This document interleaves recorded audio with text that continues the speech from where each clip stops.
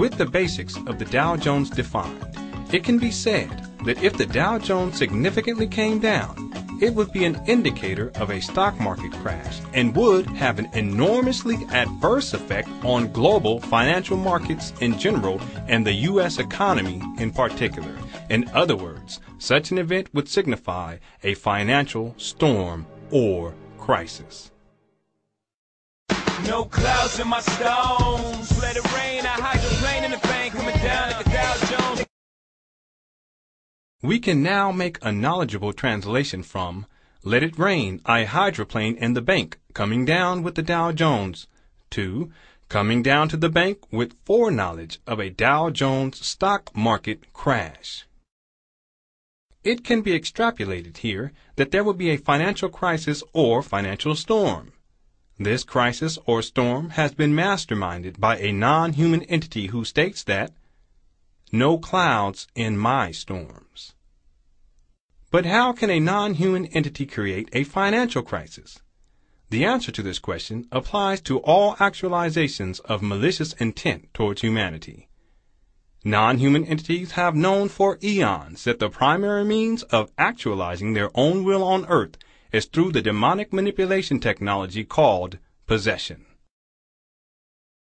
It can be established that through the possession of human beings, a malevolent entity seeks to create a financial crisis which will cause great suffering on earth.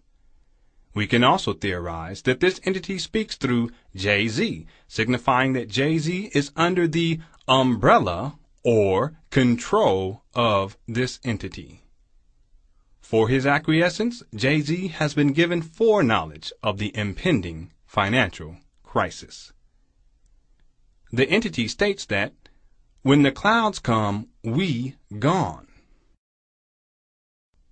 Before we continue, let us be aware of the fact that this particular lyric is somewhat ambiguous in terms of the identity of its speaker.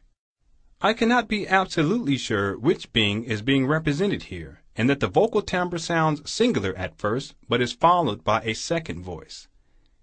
While this call and response motif is not uncommon in African American music, it still stands to reason that it may be an indicator of whom or what is speaking. This being said, we will have to analyze the lyric "When the clouds come, we gone" dualistically. Let us assume here that it is the entity that speaks "When the clouds come, we gone." If this is the entity speaking through Jay-Z, then this particular lyric is interesting for two reasons. First, it reveals to us that there is more than one entity involved, as evidenced in the use of "we gone." Secondly, it reveals to us that when the financial crisis takes place, the entities will not need to be present.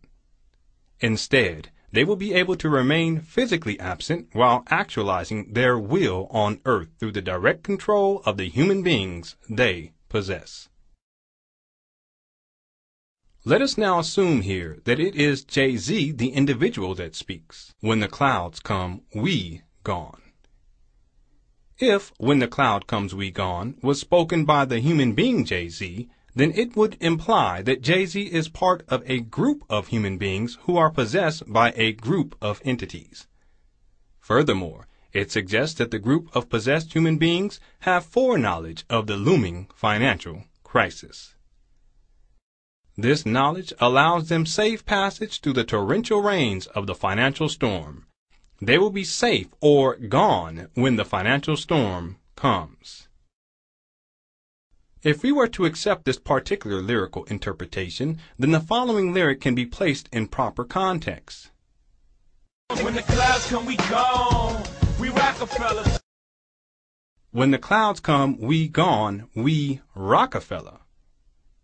Notice that the second part of this lyric states that "we Rockefeller." Two things here. Jay-Z does not say "I am Rockefeller." Instead, he says "we Rockefeller," indicating that he is associated with the group of people who are impervious to the effects of the financial storm or crisis, and that they will be safe or gone when the financial storm comes.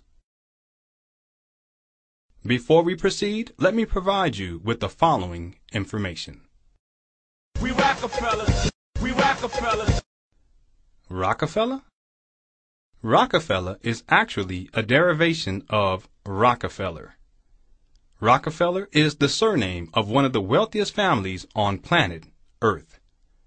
This family, distinguished by the exploits of John D. Rockefeller, is an industrial, banking, and political family of Germanic origins.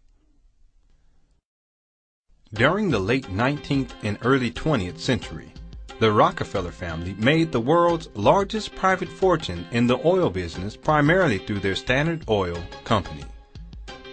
This family also has a long-standing association and financial interest in the Chase Manhattan Bank, now J.P. Morgan Chase.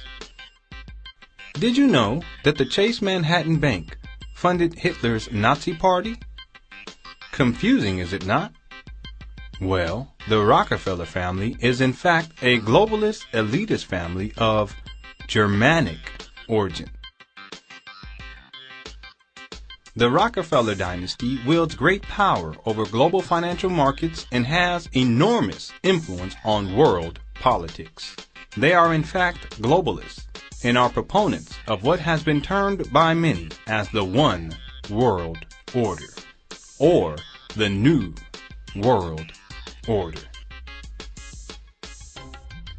The concept of a New World Order is not new at all, as evidenced in the historical objectives of the elitist ruling political families of the ancient Egyptian Empire, the Hittite Empire, the Assyrian Empire, the Babylonian Empire, the Roman Empire, the European colonialist empires, amongst countless others. The New World Order is therefore not new, and is systemically comprised of the belief that the destiny of humanity on Earth is one of total planetary rule via a one world government, one world religion, one world economy, one world currency, one world order.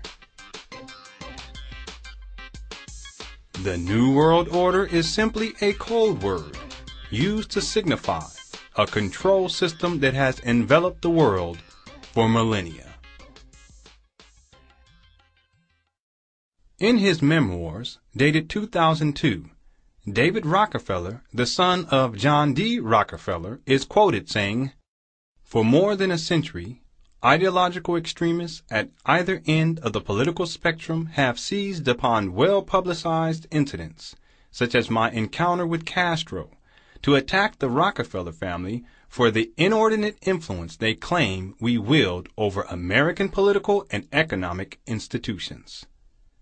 Some even believe we are part of a secret cabal working against the best interests of the United States, characterizing my family and me as internationalists, and of conspiring with others around the world to build a more integrated global political and economic structure.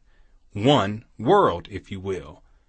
If that's the charge, I stand guilty, and I am proud of it." Conspiring with others around the world to build a more integrated global political and economic structure? One world?